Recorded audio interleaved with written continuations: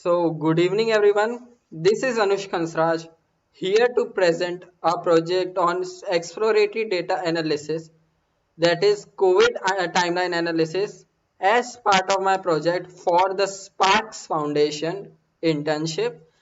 So, my project is primarily focused on India's COVID timeline analysis.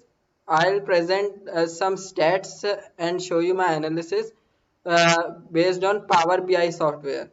So, let me show you how cases went upsurged and went increased or decreased uh, in India from months perspective. As we can see that it came in March and increased drastically up till September. As we can see, the peak of the first wave was around mid September, which then decreased, and we can see that it once again is increased in from March and increased up till May 21. As we can see that we are currently in peak of second wave of COVID.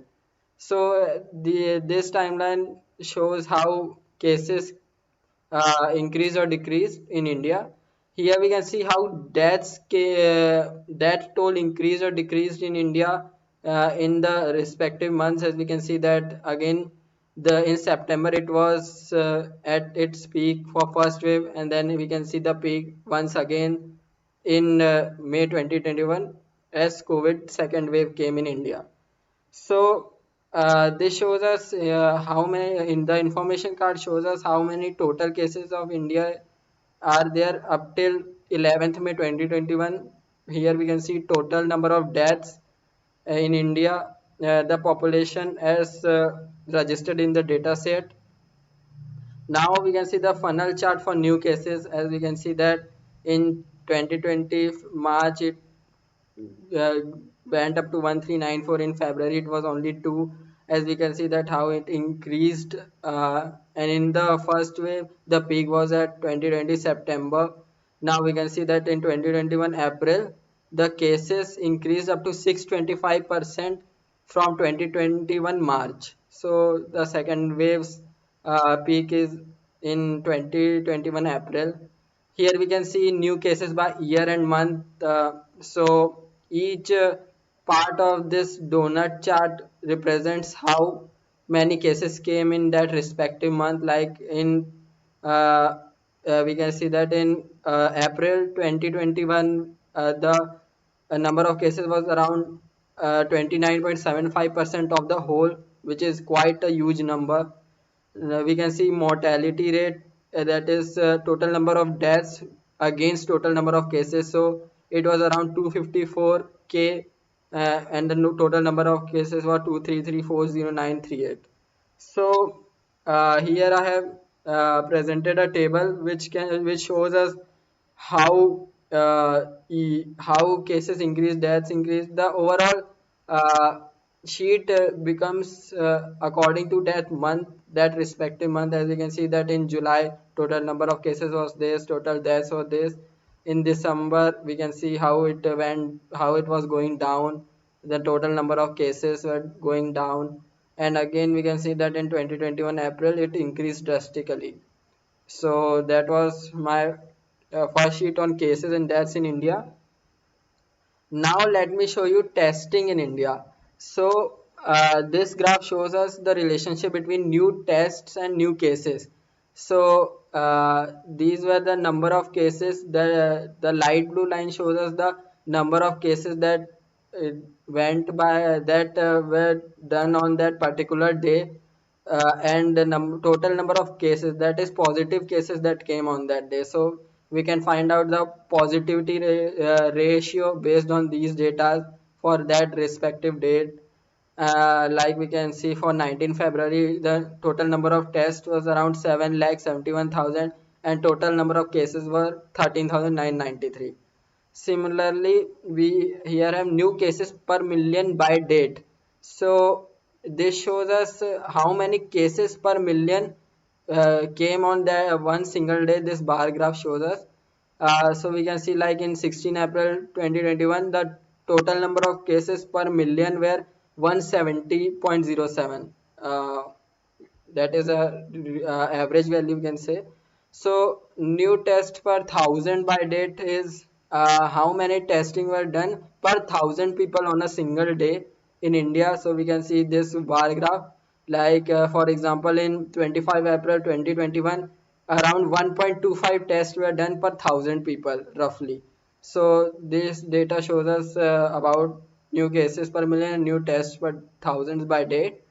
Here we have a positivity ratio on an overall from March 2020 to May 2021. We can see that the total number of testing were around 305,600,187 and total number of cases that came was around 23 million.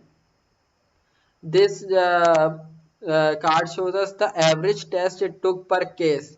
So we can see that roughly on an average 24 tests were done and we found one positive case in India. And the inverse of average test per case was positive rate average, which was about 0.06. Here also we can have our sheet with respect to one given month, like here we can see for October. Similarly we can see for the 2021 February and 2021 March. uh, the whole sheet changes according to that month. So now let us go to health and vaccine in India. So as we know that the vaccination came in January in India, January 2021. So the number of vaccine are increasing drastically with each month as we are going ahead. This is a quite a good thing for our country. As we can see the number this line chart shows us the number of people vaccinated. People fully vaccinated are people who have undergone both doses of vaccine.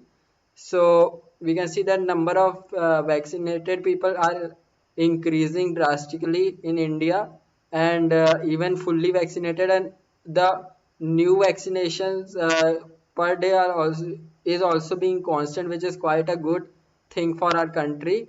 But from India's perspective, this should be increased drastically because India has a large population and we have to do it as fast as we can. So these placards shows us people fully vaccinated in India by 11 May. So this is the number. Here we have people vaccinated, that is people who have undergone one dose of vaccine by 11 May, and total vaccination, which is the sum of people fully vaccinated and people vaccinated. We see that the new vaccination per day on an average is around 15 lakh 8,722, which is quite high, but still we have a long way to go. uh, in future let us hope that we have a huge number as well. So here we have the following stats for India. Like we can see that diabetes prevalence rate in India is around 10.39. For like every 100 people, 10.39 people are suffering from diabetes. Similarly, cardiovascular death rate for every million people is around 282.28. Percentage of population with age 65 and above are around 6% of whole country's population. Similarly, for aged 70 plus is around 3.41%. Percentage population of male smokers in India is 20.60. Out of 100 male people, around 20.6 people male generally do smoking, and we can see that percent population of female smokers in India is 1.90. Similarly, GDP per capita in India is 6,426.67. The percentage population with extreme poverty in India is 21.2%, which is quite high. Median age in country's population is 28.20 years. Population density is quite high in India, that is 450.42. Around in every 100 households, we have 60% of roughly 60% of households that have hand washing facilities. Average of stringency index is 70.23% in India, which shows us that people are still lacking and don't follow basic healthcare rules and lockdown rules. Similarly, we have the following table which provides us the stats for each given day. As we can see, like for March 27, uh, total number of vaccinated people. We can see how these are changing and like that. So let us go to our final sheet, which is India and Asia. I have compared India with its Asian neighboring and Asian countries. As we can see that this big bubble shows us how India have a great number of total number of cases with respect to other countries which have quite small bubbles. The bubble size represents the number of cases in that country. This shows us total cases per million by location, which is total cases in per million in Bahrain is around 1,13,000, which is quite high.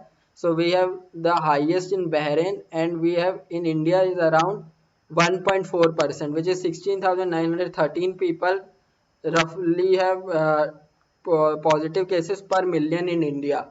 So, with this perspective, due to high population, India is still low in total cases per million. Now we can see total deaths by location, which is quite high in India. We can see that in Asian countries, around 43.83% deaths is from India only, so which is quite high and is a problematic situation for India. This year shows a scatter plot of life expectancy versus median age. So each dot represents a location which tells us about life expectancy and median age of that country. Like for example, in Afghanistan, the life expectancy is 64.83 and median age is 18.60.